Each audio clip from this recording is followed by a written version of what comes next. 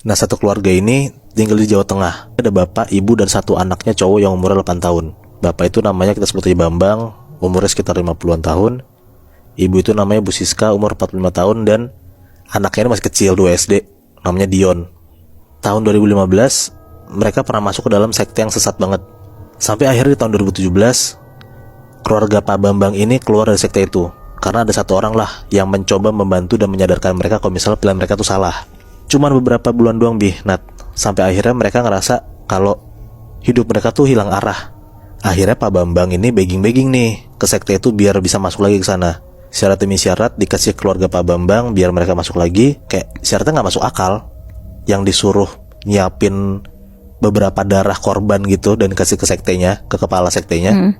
Tapi mereka berdua, si Pak Bambang sama Bu Siska ini ngelakuin aja gitu. Pemimpin sekte itu kayak ngasih satu barang yang katanya bisa bikin orang yang mereka pilih itu langsung kesihir gitu. Bentukannya kayak kalung gitu Nat. Jadi kayak kalau si Pak Bambang atau Bu Siska pakai kalung itu dan orang-orang lihat kalungnya, kasarnya tuh mereka kayak tersihir gitu loh, kayak kena gendam gitu loh. Jadi kayak mereka nggak sadarin diri dan apapun yang Pak Bambang dan Bu Siska ngomong ya nurut aja. Akhirnya mereka langsung nyari tumbal. Sekitar jam 2 pagi, Bu Siska keluar rumah dan ketemu sama satu cowok yang lagi ngeronda. Bu Siska tuh di sana kayak nawarin makan gitulah sama cowok yang lagi ngeronda ini, karena kan sendirian kan. Tapi dia bilang kayak makanannya di rumah. Kalau misalnya si mas-mas ini mau makan sama Bu Siska, ya ke rumah dia, ke rumah Bu Siska.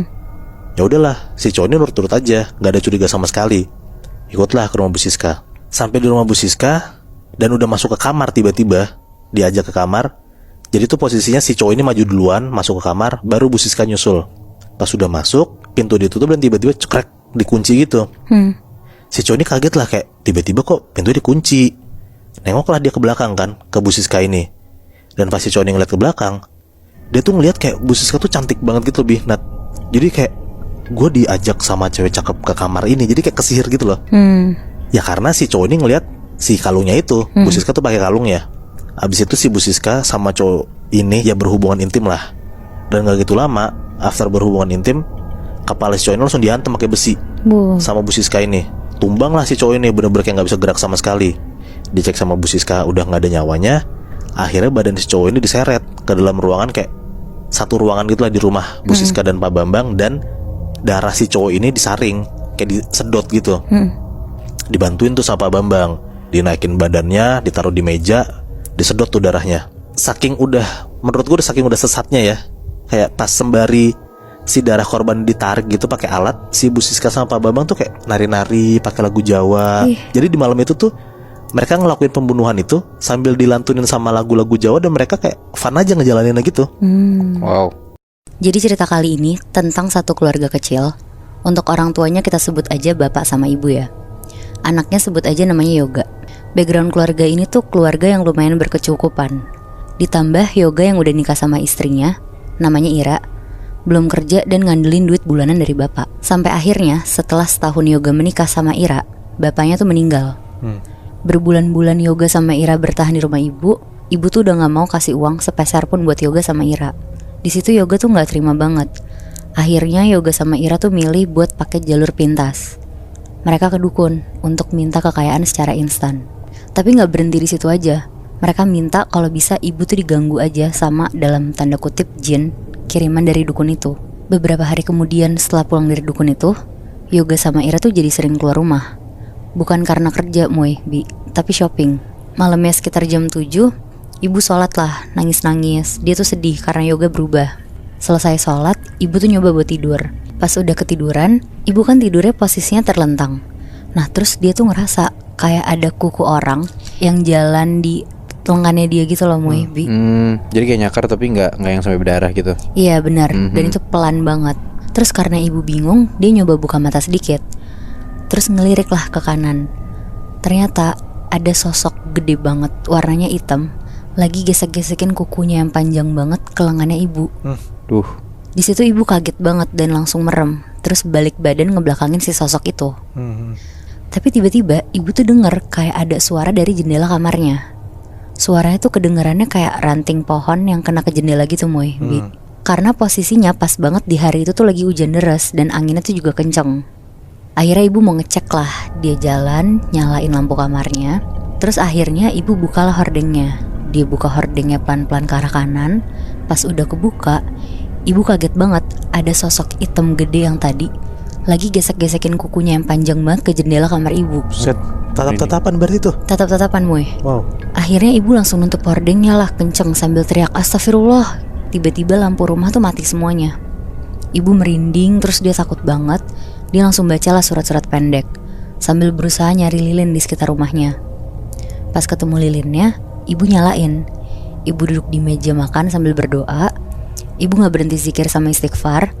Pas ibu lagi istighfar, astagfirullahaladzim berkali-kali, tiba-tiba dari arah belakang tuh ada suara perempuan. Astagfirullah, astagfirullah, astagfirullah. Shit, itu gue merinding banget lagi. Jadi cerita kali ini dari security sebuah rumah sakit di daerah Jakarta Selatan. Kita sebut aja security ini namanya Anto.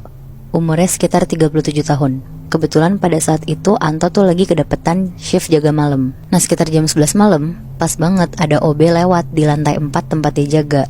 Dan kebetulan si Anto ini tuh lagi ngantuk banget. Dia nitip lah kopi ke si OB ini. Terus gak kerasa nih udah sejam nunggu, kopinya si Anto tuh gak datang-datang. Akhirnya Anto jalan-jalan lah di lorong. Niatnya biar ngilangin ngantuk juga. Tapi pas dia lagi jalan di lorong, tiba-tiba dari ujung lorong tuh ada perempuan cantik banget pakai baju perawat. Lagi jalan ke arah Anto sambil bawa gelas kopi. Anto berhenti terus langsung ngeliatin perempuan ini. Tapi perempuan ini tuh jalan aja lurus ngelewatin Anto. Terus naruh kopinya di atas meja Anto. Terus bilang, "Kopinya mas." Anto tuh di situ benar-benar cuma bisa diem aja kayak matung gitu loh. Saking dia tuh sebenarnya nggak tahu kalau ada perawat secantik itu. Karena penasaran banget, Anto tuh sampai nungguin OB yang tadi lewat ke lantai 4. Sampai akhirnya kira-kira jam 2 pagi, OB-nya tuh baru muncul bawa kopi. Terus bilang ke Anto, "Mas maaf ya lama, tadi saya bersihin ruangan yang ketumpahan kopi dulu." Terus Anto kan bingung ya, nanyalah dia, "Lah ini tadi ada perawat cakep banget ngasih kopi panas. Udah habis nih kopinya, lihat aja." Ngedengar itu OB-nya tuh bingung banget. Dia cuma bisa jawab, "Gak tahu sih ya mas, saya gak nitip siapa-siapa kok buat bikinin kopi si emas." Pas lagi ngobrol begitu, tiba-tiba obrolan tuh keputus karena ada telepon masuk. Katanya tuh ada pasien meninggal di jam 2 malam di lantai 5.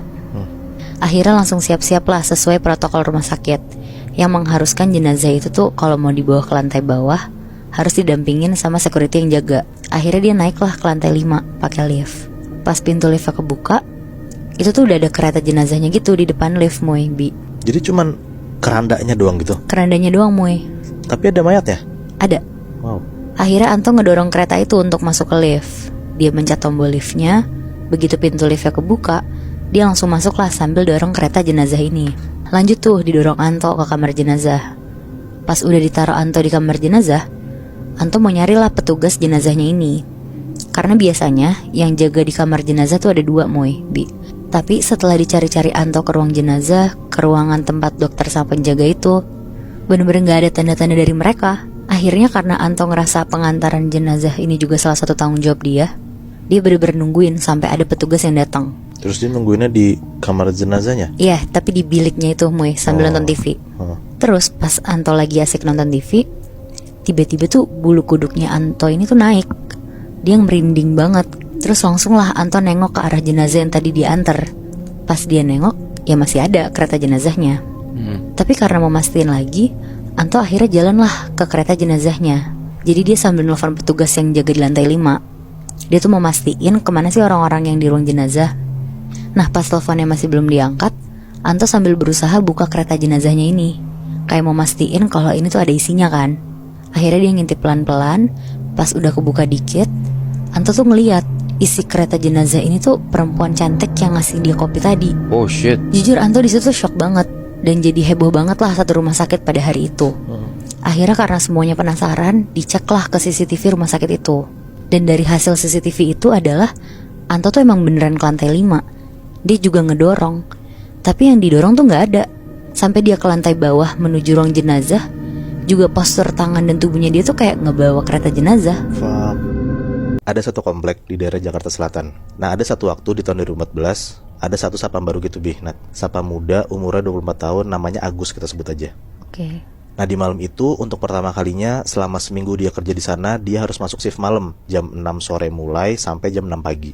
Si Agus ini shift malam sama Pak Burhan namanya. Umurnya sekitar 60 tahunan dan dia udah jadi sapam senior lah di sana. Sampai sekitar jam 12 malam dan mereka harus mencar lah buat ngasih tahu jam keluarga komplek itu buat mukulin tiang listrik. Mereka berdua sepedaan tuh mencar.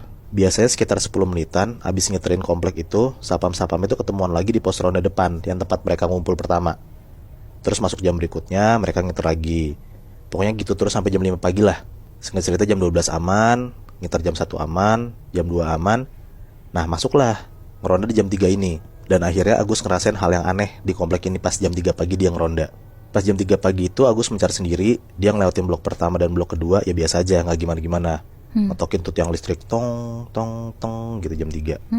Nah pas masuk ke blok 3 Agus tuh ngerasa kayak kok dia ngayuh sepedanya berat banget. Padahal pas Agus sudah ngiter dari jam 12 malam sampai jam 2 pagi itu kan dia gak ngerasa ada apa-apa kan, aman-aman aja kan. Dan sampailah di tiang listrik yang harus dipukul sama Agus di blok 3 ini. Nah pas banget emang tiang listrik yang harus dipukul sama Agus ini persis di depan rumah kosong ini. Pas Agus turun dari sepedanya buat ngetok tiang listrik itu, Agus tuh denger kayak ada suara gitu dari dalam rumah kosong itu. Nah kalau si Agus nih kayak nyari-nyari sumber suara dari mana gitu kan. Pas gak nemu asal suara dari mana, si Agus tiba-tiba denger lagi Nat, dari rumah kosong itu ada suara kayak sini gitu. Suara cewek dan dia tuh denger dari atas rumahnya gitu. Jadi kayak rumah ini tuh gede banget dan 2 tingkat. Pas Agus nengok ke lantai 2 kasar sumber suara itu, si Agus tuh bener-bener ngeliat jelas banget Nat. Dari dalam lantai 2 itu ada jendela.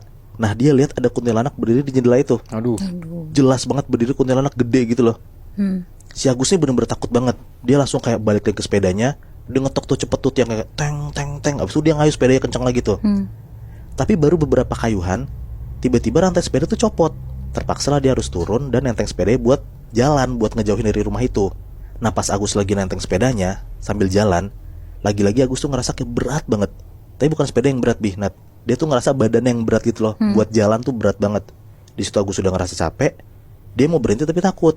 Pas lagi jalan nenteng sepedanya, tiba-tiba Agus ditelepon sama Pak Burhan. Diangkatlah sama Agus kayak, Pak Burhan kenapa Pak? Pak Burhan tuh suara tuh kayak rada panik gitu lah. Ngomong ke Agus kayak, Gus kamu udah ngelewatin rumah tua di blok 3 itu belum? Agus nanya kayak, iya udah Pak, kenapa emang? Pak Burhan ngomong lah, Gus maaf Gus saya lupa ngasih tahu. Kalau kamu jam 3 lewatin situ, kamu harus berhenti terus nyapa rumahnya. Kalau nggak penunggu rumahnya ngikutin kamu. Aduh. Tapi si Pak Burhan belum ngomong ke Agus. Agus kan baru tahu juga kan akan hal ini kan. Bener-bener Agus tuh gelagapan banget lah dan takut banget. Jadi dia tuh mau ngomong apa, mau jawab apapun juga diem. Beres banget Agus matiin telepon. Tiba-tiba Agus denger dari belakang dia persis ada suara cewek kayak ngomong, berat nggak mas? Fuck. Pas Agus nengok ke belakang, ternyata ada kuntilanak Nat, lagi ada di punggungnya si Agus ini. Jadi selama ini nih si Agus tuh ngegemblok kuntilanak yang dia lihat di rumah kosong itu. Anjing.